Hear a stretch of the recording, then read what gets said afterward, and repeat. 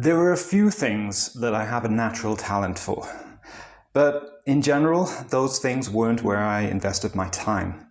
In this video, I want to talk about why it's worth investing your time and energy into things which you're not good at.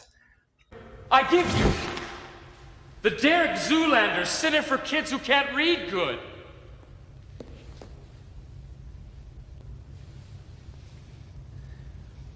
What is this? A center for ants? What? How can we be expected to teach children to learn how to read if they can't even fit inside the building? There are some people who are naturally great dancers, and they take to it like it's the most natural thing in the world. I was not like this. I had to invest a lot of time, money, and energy into learning, especially for the style of dance that I do, Zouk, because there was nowhere near me where I could learn it. My nearest class was 3 hours away. And when I lived in the UK, I reduced my working hours to 3 days per week so that I could get on a plane, fly somewhere in Europe, learn and dance all weekend, fly back, teach a dance class on a Monday night, and then go to work in the bank again on Tuesday, Wednesday, and Thursday. And sometimes I'd do 4 weeks in a row like this. And it was an exciting but exhausting life. There are some people who are natural athletes with exceptional strength and agility. Again, that's not me. I'm in good shape, but that's through effective training and moderate dietary discipline. When I was a kid, I was naturally pudgy and weak. I cared more about reading and computer games than about sport and activity. But as an adult, I've always been in shape and will continue to be so because of my commitment to this lifestyle. Obviously, there are some things which will never happen. I'm never going to be an Olympic level athlete because at that level, you've got both exceptional genetic traits combined with absolute dedication to the sport. The American writer Jason Pargin wrote, "Accept that all your heroes are full of shit. Your heroes aren't gods, they're just regular people who probably got good at one thing by neglecting literally everything else." Many people at high levels in a particular sport drop out of it because of how much it consumes their life. Someone I know, originally a Tinder match, she was a Polish national level diver. And she quit the sport because she had to spend so much time in practice that it just took over her life. And she just wanted her life back. It's really hard to become the very best at something and still have a life. So if those who are naturally gifted, if they get burned out, what about the rest of us? Why spend time with something that you're not even gifted in? What's the value in confronting the things that hold us back rather than just taking the easy option and living according to what we're good at and ignore everything else? Well, simply because in overcoming obstacles, the weight of our being is increased. We gain confidence in our ability to handle the unexpected and the uncertain. We become grounded in the faith that we are actually going to be okay. We don't so much have heroes, but we become our own heroes. In a world where so many people are expecting someone else to come and save them, we can become the one that saves us. When I'm in the gym, I'm using weights as a resistance to tear muscle fibers down so that they can grow back stronger. I push myself out of my comfort zone into a place which is definitely uncomfortable, and I stay there. And I breathe, and I learn to accept it as something that I need to go through in order to become the man I want to be, and to keep being the man that I am now. Our bodies are only as strong as they need to be. And the same thing happens with challenges in life. And I actually think the mental fortitude that I gain through lifting probably saved my life.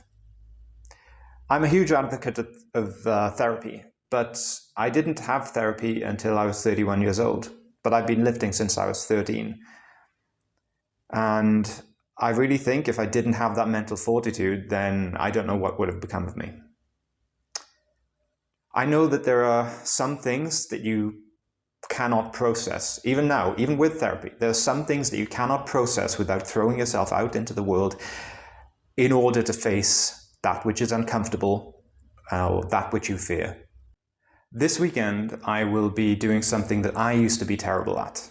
I will be teaching men how to approach women confidently and respectfully.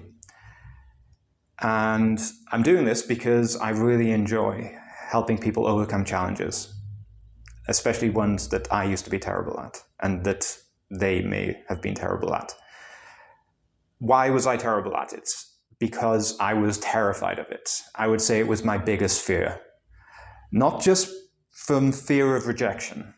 I could deal with that. But from my own childhood traumas, I felt like I would rather die than make a woman feel uncomfortable. I saw my own mother treated badly, so I had this hypersensitivity about anything that would make uncomfortable or upset the woman, the feminine. And also you read so many angry comments from women on the internet saying that no man should ever approach a woman ever, but they don't speak for all women. And when I actually started doing this in real life, I found that almost every single interaction was positive. And there were so many smiles and so many thank yous. And yeah, most of the time you don't exchange numbers. They may have a boyfriend, they may just not be interested. That's okay. But sometimes you do exchange numbers. And I've really met some amazing women this way. But I still had to go through those feelings of fear and still the fear of rejection. While I think it's important to be in shape and well-groomed and present well, attraction is also randomly distributed, and there are some women who will think I'm handsome and some who would laugh at the idea of dating me. And that also doesn't necessarily correlate to how attractive that I find them. You know, there are some women who I think, oh, maybe, who, you know, they are not interested in me at all. And then there's some women I think, wow, she's one of the most beautiful women I've ever seen in my life, and they like me. This journey has given me so much to work on myself as well, because if you keep throwing yourself at something that keeps bringing up your traumas, that keeps bringing up your fears, you have to confront them.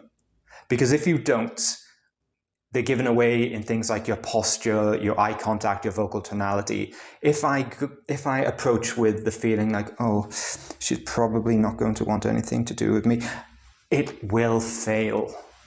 You cannot approach with that perspective, and it'll be really obvious. If you approach with an attitude that you are someone who's probably going to bother them and probably they don't want to talk to you, even if this girl would be someone who, if she got to know you, she would really like you, she's just not going to see that side of you because she's only got first impressions to go on. But now, because I've challenged myself, because I took on my greatest fear and confronted it again and again, I've become a better version of myself, confidently able to face whatever life throws at me. And I've taken on more challenges. Don't laugh. 9 months ago, I started training in pole dance because I wanted a physical challenge and something that I would be very bad at. And I am bad at it. There are girls who have been training a far shorter time than me who are doing far better than I am. But I keep throwing myself at it. I keep coming back again and again because it's difficult.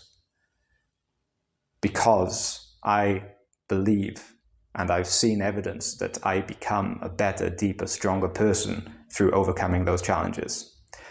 So I would encourage you, find the things that you're bad at, the things that you fear, and face them. Not even so much for the skills themselves, but in who you become in facing them.